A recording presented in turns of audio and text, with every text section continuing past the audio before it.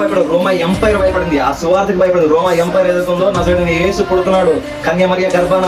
ఆ నజరేయుడు ఆ బెత్లెహేం పట్టణంలో కన్యమరియ గర్భాన పుడతాడు. ఆ నజరేయుడైన యేసు యూదుల రాజునికి హేరోదు భయపడ్డాడు. రాజసత్వం పోతాది, రాజ్యం పోతాది. ఇటలీలో చిన్న రాజ్యంగా రూపుదిద్దుకొని ఇటాలీని జయించి ఆఫ్రికాను, యూరప్ ను, ఆ మిడిల్ ఆసియా ఏదైతే ఉందో ఆ మిడిల్ ఆసియాను స్వాధీనం చేసుకున్న ఈ రోమా ఎంపైర్ ఏదైతుందో క్రీస్తుకు భయపడింది.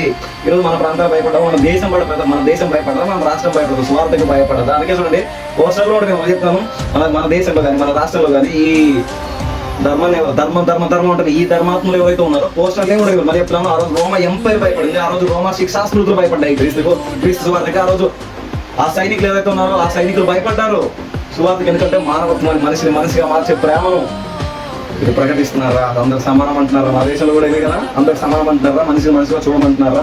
అందరికి సమాన హక్కులు అంటారా? మనుషులందరూ ఒకటేనంటారా? ఉద్దేశం లేదు. అందుకే భయపడుతుంది. పీకేస్తారు, పోస్టులు పీకేస్తారు, సువార్తలు జరగని కూడా, సభలు జరగని కూడా, ఇవన్నీ చేస్తూ క్రీస్తుకు భయపడుతున్నారు కాబట్టి ఇది చేస్తున్నారు. ఆ రోజు ఈరోజు భయపడ్డాడు.